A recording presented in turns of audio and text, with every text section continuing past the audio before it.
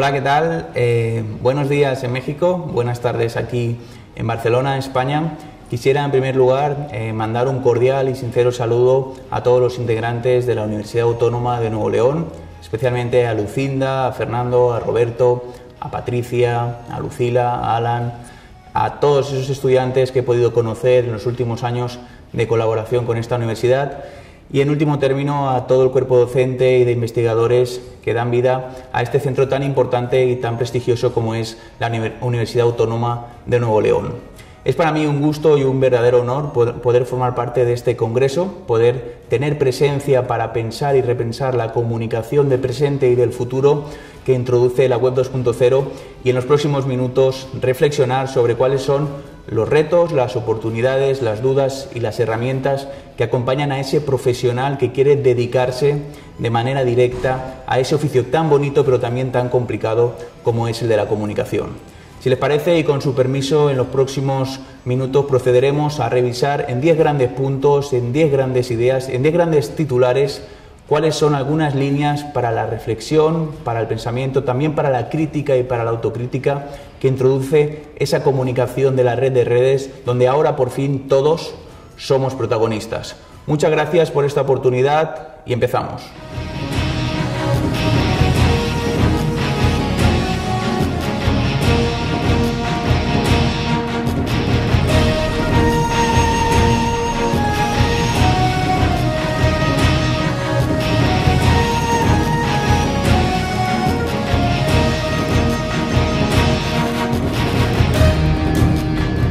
Punto número 1. Estamos no en una sociedad de la información, sino en una sociedad de la infoxicación.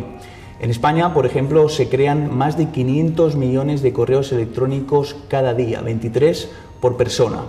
Los usuarios pasan entre 10 y 30 horas semanales sumergidos en las redes sociales y desde la invención de la escritura hasta el año 2003 se generó un volumen de información que hoy somos capaces de producir en tan solo 2 días. Esto nos dibuja un escenario muy particular, un escenario donde podemos hablar de un laberinto informativo, de un ruido en lugar de una melodía, donde el profesional de la información no tiene únicamente que generar más mensajes, que producir más contenidos, sino sobre todo ayudar a los usuarios a navegar, a buscar itinerarios que sean claros, que sean elocuentes y que sean provechosos por ese escenario masificado de información que es la red de redes. Este es uno de los primeros retos. Tenemos que buscar la manera de hacer converger herramientas y habilidades propias del terreno del periodismo con estrategias de otros campos como pueden ser la documentación o la gestión de cantidades de información tan variadas y tan amplias. Aquí, por tanto, introducimos un primer elemento para el debate: sociedad de la información o sociedad de la infoxicación.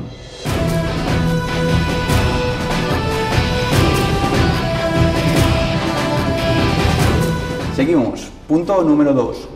Inmigrantes, nativos y huérfanos digitales. Podemos dividir la tipología de usuarios en aquellos que hemos realizado ese viaje, ese desplazamiento de lo analógico a lo digital, el grupo de usuarios que nacieron en contacto directo con las pantallas y que por tanto poseen una capacidad intuitiva para manejarse por las nuevas tecnologías, y en último término un escenario más preocupante, aquellos huérfanos digitales que están trabajando, están dedicando, están invirtiendo mucho tiempo a la red de redes, a las diferentes plataformas de Internet, pero lo hacen sin ningún tipo de supervisión, de tutorización o de control por parte de sus padres, de sus profesores o, en definitiva, de los adultos.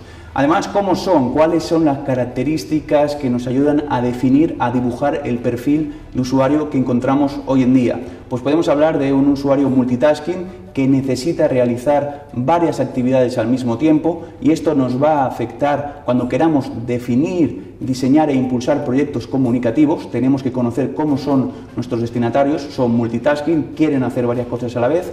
Son usuarios caracterizados por una atención flotante, rápidamente van a desconectar, van a buscar otra actividad, van a hacer otra cosa.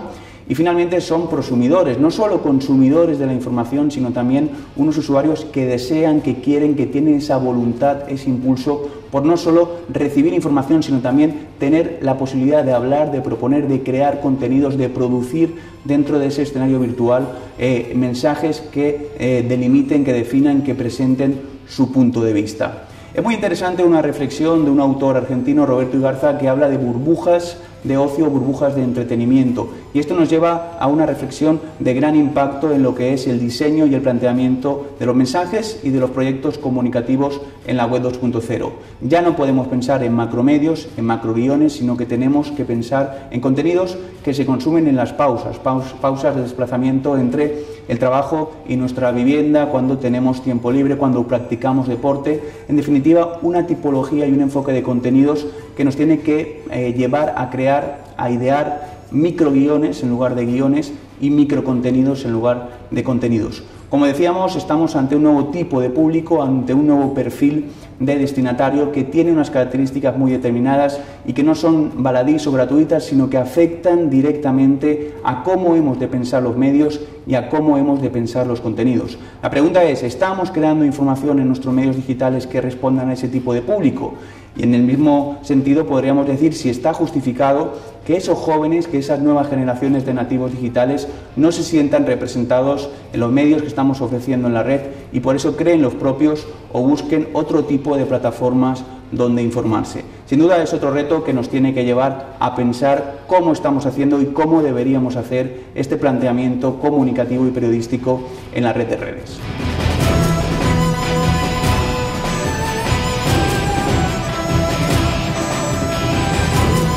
Punto número 3. Necesitamos urgentemente una alfabetización digital mediática. Sin duda, nuestras futuras generaciones, nuestros jóvenes y nativos digitales, conocen de manera muy profunda y detallada el uso, la aplicación instrumental y técnica de las nuevas herramientas. Pero el debate hoy es otro. ¿Saben realmente hacer una utilización crítica, exigente y comprometida de esos nuevos medios? ¿Disponen de parámetros, de directrices éticas y deontológicas que les permitan navegar por la red de forma solvente y pudiendo discernir la información de calidad de aquella que no es información de calidad? El catedrático José Manuel Pérez Tornero, experto en alfabetización digital mediática, incide en esta necesidad. Necesitamos usuarios y necesitamos, por tanto, que la universidad juegue un papel muy importante en este ámbito, que dispongan de esas habilidades y competencias para convertirse en potenciales y exigentes navegantes de la red de redes, que no únicamente visiten o utilicen esa oferta tan amplia y variada de plataformas y herramientas, sino sobre todo que lo hagan desde una mirada y una exigencia crítica, comprometida y analítica. ¿Qué tenemos, por tanto, que enseñar o qué tenemos que aprender para ser comunicadores solventes en la red de redes? En primer lugar, tenemos que aprender a escribir, pero escribir ya sabemos. ¿Cómo, por tanto, tenemos que innovar en la escritura? Tenemos que escribir con palabras, con sonidos, con imágenes y con interactividad. Tenemos que aprender a leer, pero todos ya sabemos leer. En este caso es distinto porque tenemos que aprender a leer las pantallas, qué partes son más importantes jerárquicamente, dónde ubicar la información para que llegue a ese perfil tan particular de destinatario del que hablábamos anteriormente. Conocer cuál es el comportamiento de los mensajes y el tipo de lectura que realizan nuestros destinatarios cuando les ofrecemos información en dispositivos tan dispares como puede ser un ordenador o computadora, un iPhone, un iPad o cualquier otro tipo de dispositivo periférico. Nos corresponde, por tanto, aprender a leer en ese nuevo escenario que es el de la web 2.0. En tercer lugar, tenemos que aprender a buscar información. Se genera una cantidad de información extremadamente amplia y le corresponde al profesional del periodismo, el que quiera tener éxito en este trabajo, disponer de estrategias, de habilidades que le permitan realizar búsquedas selectivas en Internet y al mismo tiempo tienen que aprender a validar. Sería un cuarto punto muy importante. Poder disponer de recursos, de directrices, de parámetros que nos permitan de manera constante y continuada diferenciar la información de calidad y por tanto provechosa de aquella información que únicamente responde a rumores, a medias verdades o a mentiras. Y en último término, necesitamos profesionales que dispongan de la capacidad de gestionar esos almacenes, esos depositorios tan amplios, tan variados de información, con los que tiene que manejarse día a día cualquier profesional de los medios de comunicación en la red. Y en último término, y creo que es el más importante, necesitamos gente que esté dispuesta, que esté preparada, que tenga asumido ese rol necesario de innovar, de experimentar, de transformar los medios de comunicación y sobre todo, y este es uno de los datos más importantes, nos corresponde buscar la manera, y la universidad tiene que jugar un papel decisivo en esto, la manera de reinventar la comunicación, de reinventar el periodismo, porque sin duda hemos visto que ya no funciona.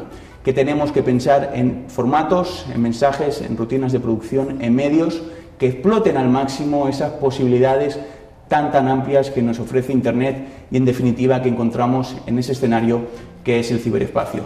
Por lo tanto, un tercer reto de gran importancia, una alfabetización digital mediática unida a una importante apuesta por la creatividad.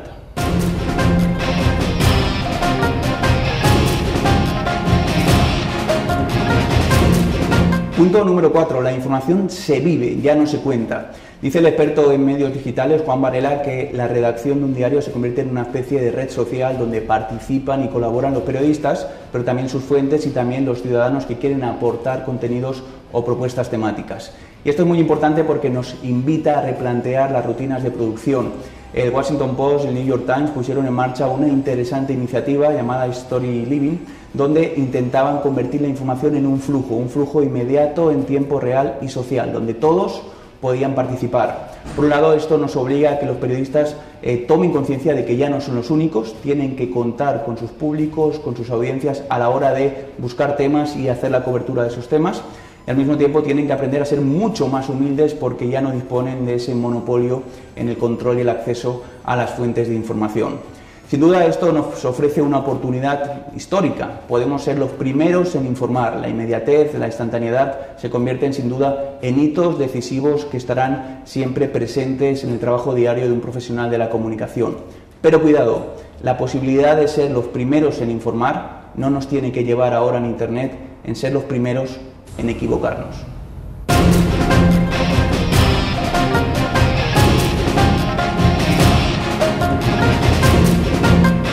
Pasamos al punto número 5. El periodismo nace para responder a una necesidad, llevar la información donde no existía información. Con la llegada de Internet y especialmente con la explosión de la web 2.0 podemos decir que esa misión, ese objetivo carece de sentido. Todos tienen acceso a la información está en todas partes.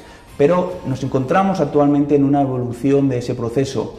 Generalmente los usuarios buscaban las noticias, buscaban la información, pero esto ha cambiado. Ahora podemos decir que las noticias nos buscan a nosotros. Y aquí la pregunta es clara y directa. ¿Sabemos como comunicadores, como periodistas, como gestores de medios, cómo definir y aplicar estrategias para que nuestras noticias caminen, recorran y busquen a esos usuarios, a esos potenciales lectores que se encuentran en la red?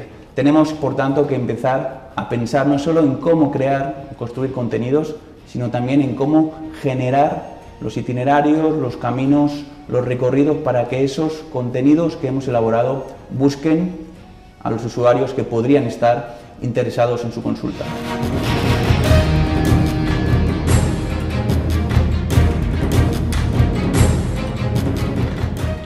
Pasamos al punto número 6. Desde hace mucho tiempo en el ámbito de la documentación existía la figura de un profesional que se encargaba de verificar, contrastar la información que se iba a publicar en cualquier medio. Hoy en día en Internet, debido a esa sobreabundancia de datos, de contenidos y de mensajes, se requiere de un oficio o de un rol similar. Tenemos dos grandes noticias, una noticia buena y una noticia mala en el terreno del ciberespacio.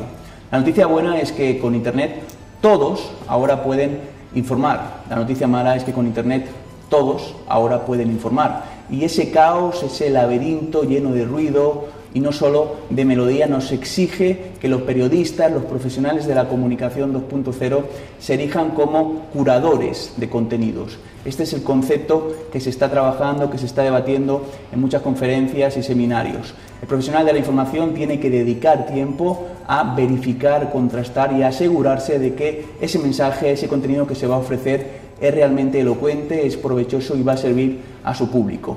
Las audiencias, nuestro target principal, valorará de manera muy amplia que estemos aportando información no solo variada, no solo interesante, sino también información que ha sido validada y contrastada. Por lo tanto, muy decisivo comenzar a pensar cómo formamos a nuestros estudiantes para que respondan a esa misión de ser curadores de contenido.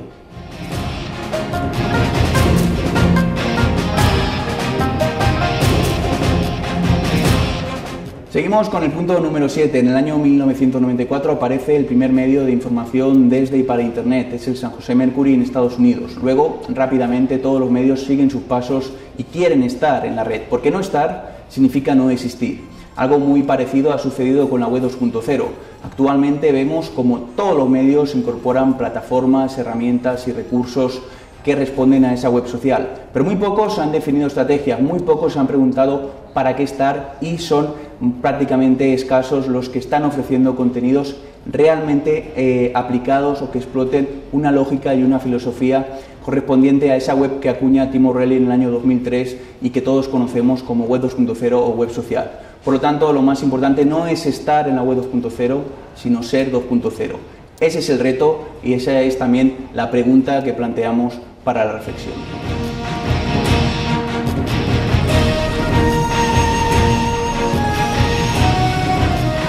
Pasamos al punto número 8. Decía Platón, un filósofo ilustre, que se sabe más de una persona en una hora de juego que en 100 años de conversación. Y justamente quisiera introducir el concepto lúdico vinculado al periodismo y a la comunicación. Se trata de la gamificación, una tendencia que se está extendiendo por Estados Unidos y que todavía no ha llegado a Iberoamérica, pero que nos abre y que inaugura importantes líneas de trabajo, de investigación y de desarrollo profesional. Gamificar un sitio web informativo, gamificar un medio de comunicación, significa únicamente recuperar las características propias de un juego e intentar vincularlas con todo el proceso informativo.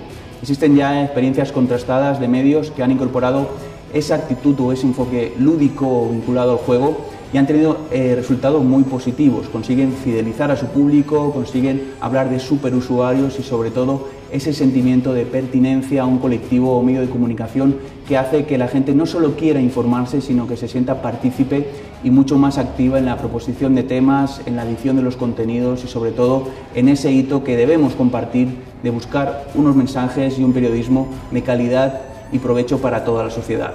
Por lo tanto, muy importante aprender a jugar también con la comunicación y el periodismo. Gamificación, un concepto que nos va a acompañar en los próximos meses, en los próximos años y que para muchos va a ser un importante modelo de trabajo y de producción de proyectos. Dejamos ahí el tema de la gamificación abierta también al debate.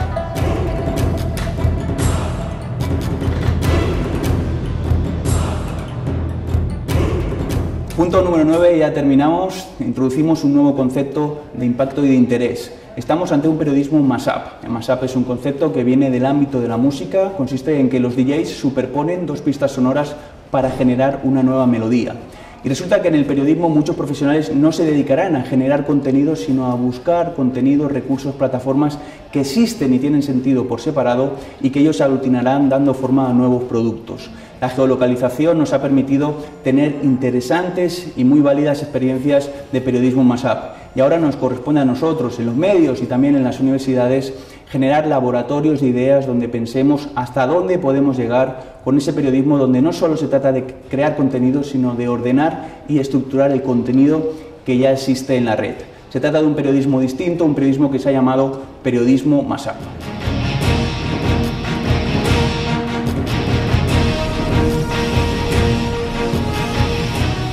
Y llegamos al final, estamos en el último punto de este decálogo y la idea número 10 está dirigida a vosotros, a todos los estudiantes de comunicación de las universidades mexicanas, porque el mensaje es claro, directo y conciso. El futuro es vuestro, el futuro sois vosotros y a vosotros os corresponde liderar esta etapa tan importante de cambio, de revolución y de transformación que tiene que afrontar el periodismo en México y en todo el mundo. Decía Kapuczynski que la tarea del comunicador no es matar cucarachas, sino prender la luz para ver cómo las cucarachas corren a ocultarse. Os va a tocar prender muchas luces, iluminar muchos caminos y sobre todo tener presente que vuestra función no solo es importante, sino que es imprescindible en esta sociedad. No olvidemos que el ciberperiodismo es ante todo periodismo, no olvidemos que han cambiado los escenarios y los parámetros, estamos hablando de microaudiencias, estamos hablando de globalización, ser globales desde lo local y sobre todo, muy importante, necesitamos de vosotros, os pedimos a vosotros, me permito esa osadía de hacer una solicitud en el marco de este congreso y es la siguiente: este periodismo, esta comunicación nos servirá si tenemos claro una idea. El futuro no nos pertenece, el futuro lo construimos nosotros, o mejor, vosotros, a quienes os corresponde, sin duda, ser los auténticos y únicos protagonistas de este momento histórico. Para hacerlo y para hacerlo bien es importante responder a valores éticos, a valores comprometidos y sobre todo tener la valentía, la fortaleza y el rigor de un tigre. Con este mensaje terminamos mandando un cordial y afectuoso saludo a todo el equipo directivo de la Universidad Autónoma de Nuevo León, agradeciéndoles esta oportunidad y sobre todo con la esperanza y el deseo de que muy pronto podamos vernos no de forma digital sino analógica en esa ciudad tan agradable y en ese país tan agradable como son Monterrey y México. Muchos saludos a todos y muchas gracias. Estamos en contacto y que sepáis que Barcelona, la Universidad Autónoma de Barcelona, es una institución implicada, comprometida, que valora el trabajo que está haciendo la Universidad Autónoma de Nuevo León y que sepáis también, y con esto termino, que en mi caso particular y para mí, la Universidad Autónoma de Nuevo León es una universidad de prestigio, pero también es mi casa. Muchas gracias y hasta pronto.